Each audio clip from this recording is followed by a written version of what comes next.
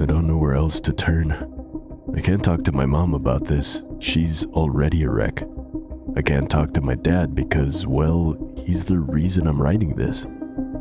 I did something, and I thought I was doing the right thing. I thought I was saving him. But now the house is filled with a silence that is so much worse than the screaming I wish I could hear. And I see the look in my father's eyes, and I know I've made a terrible, terrible mistake. I need help. I need someone to tell me what I need to do. We live in a nice house, the kind of place people move to when they want a family. A big yard, a picket fence, flower beds my mom fusses over. It was a normal, happy place to grow up. Until the tree. It all started about 15 years ago. I was 10. My dad came home from work one day absolutely buzzing with an energy I'd rarely seen. He was a quiet man, a decent man, worked a steady job in logistics, and his passions were small and manageable. He loved gardening. It was his escape. On this day, he was holding a small, wrinkled paper bag. "Look at this," he said, his eyes shining as he showed me a single, gnarled black seed. It was the size of a pigeon's egg, strangely heavy and covered in faint spiral patterns. Got it from a street vendor downtown, an old fella. Said it was special. Said it would grow into a great tree, a king in our yard. Said it would cast its shadow over the whole house and protect us. I was 10. I thought it was cool. My dad was a sane, rational man, but he always got a bit poetic when he talked about his garden. I just figured he was exaggerating to make his only kid excited. We planted it together in the center of the backyard. It was a good memory. One of the last purely good ones, I think. The tree grew, and it grew fast. Faster than any tree has a right to grow. Within a couple of years, it was already taller than me. My dad was ecstatic. He tended to it like it was some kind of deity. He built a small, neat wooden fence around its base, not to keep animals out, but it seemed to designate its space as sacred. No one else was allowed to water it. No one else was allowed to prune it, not that it ever seemed to need it. It was his. For years, my mom and I just accepted it. It was Dad's hobby, his thing. When he was out in the yard, kneeling by the tree, we knew that was his time. We didn't interfere. We didn't think much of it. But the tree kept growing. And as it grew, my dad started to change. Subtly at first, he'd spend more and more time out there. He'd come in for dinner with dirt under his fingernails and a distant, peaceful look on his face. He started talking about the tree not as a plant, but as a presence. The tree is well today, he'd say. It enjoyed the rain. We'd just smile and nod.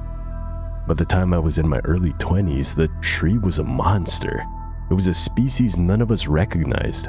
The bark was a smooth, dark gray, almost black, and its leaves were a deep, waxy green that seemed to drink the sunlight.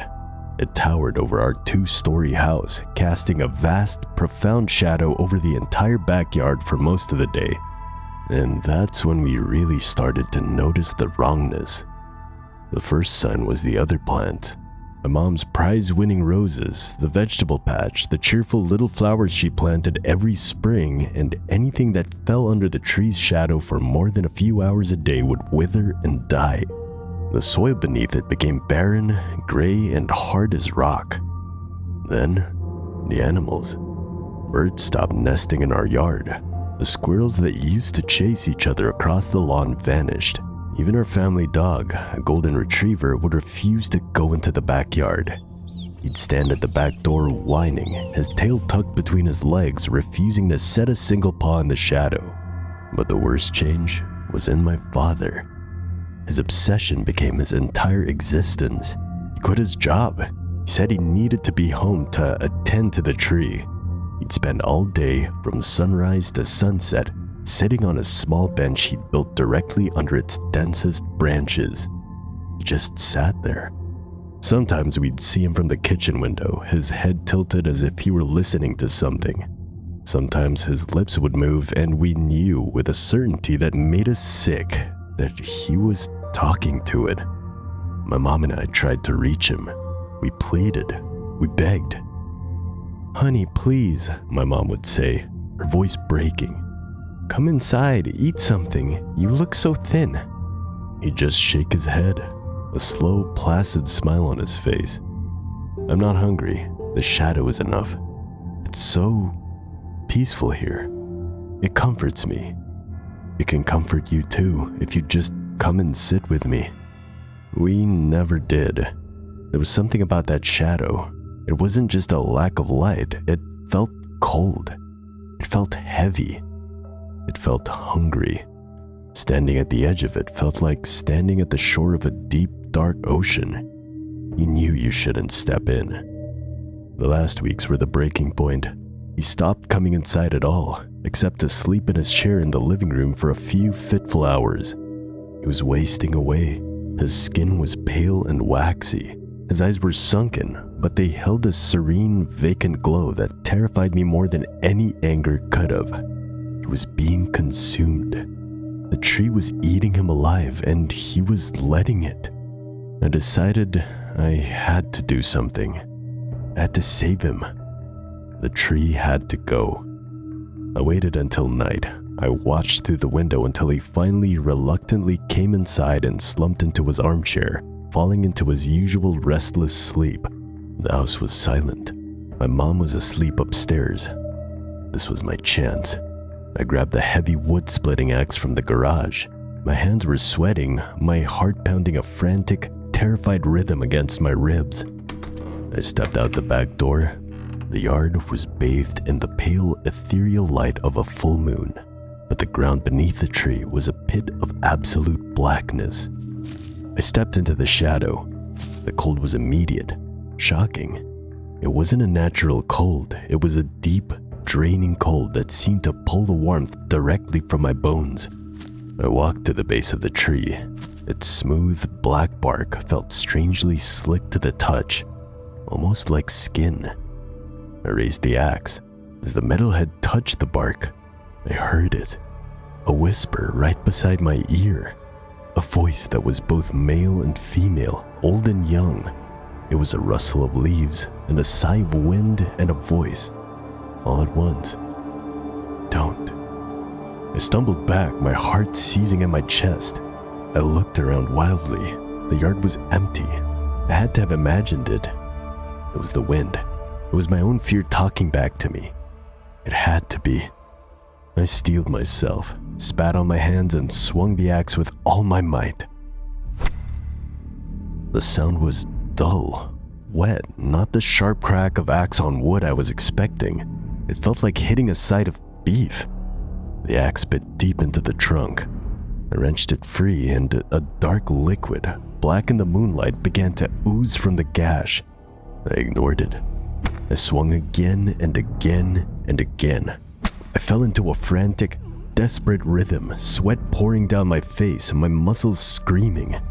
The wet, fleshy thud of the axe, the splatter of the dark sap, the deep, draining cold of the shadow. It was a nightmare.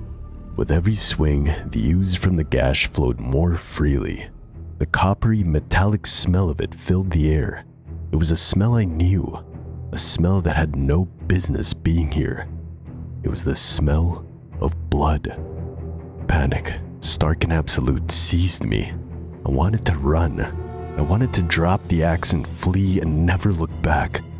But then I thought of my father, of his vacant, smiling face, of him wasting away on his bench. I couldn't stop. I had to finish it. I screamed, a raw, wordless sound of rage and fear, and I put everything I had into the last few swings. The gash widened. The tree groaned, a deep, shuddering sound that seemed to shake the very ground. And then, with a final tearing shriek of splintering matter, it fell. It crashed into the yard with a ground-shaking boom, its great branches shattering my mom's empty flower pot. Silent. The shadow was gone. I was panting, leaning on the axe, my body trembling with exhaustion and adrenaline. My eyes were drawn to the stump, to the place where I had cut it. I pulled a small flashlight from my back pocket and aimed the beam at the wound. The inside of the tree wasn't wood. It was a chaotic, fibrous mass of what looked like dark red muscle and pale, glistening sinew, all woven around a central, horrifying core. Where I had cut the tree in half, I had also cut it in half. Embedded in the center of the trunk, integrated into its very being, was the torso of a human being. I could see the curve of the rib cage, the shape of the spine, the pale rubbery look of preserved flesh. I had cut it clean through. The dark blood was still pouring from it, soaking into the ground. I didn't know what to do. I couldn't scream. I couldn't move. My mind simply stopped. What was this? Who was this? Was this what my father had been talking to? Bernard. The voice came from behind me. It was quiet, raspy, and broken. I spun around, my flashlight beam cutting wildly through the darkness. My father was standing at the edge of the patio. He wasn't looking at me. He was staring at the fallen tree, at the mangled, bleeding stump, and the expression on his face. It was the most profound, gut-wrenching sadness I have ever witnessed. The vacant serenity was gone, replaced by a grief so deep it looked like it had cracked his very soul. "Dad?" I whispered. "We have to burn it," he repeated, his voice hollow. "All of it. Now." We worked together in a grim, silent ritual. We hacked the branches in the great trunk into manageable pieces. We dragged them into a pile in the center of the yard. My father moved like an old man, his newfound clarity costing him all his strength. He never once looked at the horrifying thing at the heart of the trunk.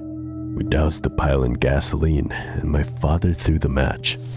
The fire went up with a roar, a greasy, black smoke that smelled of burning meat and something else.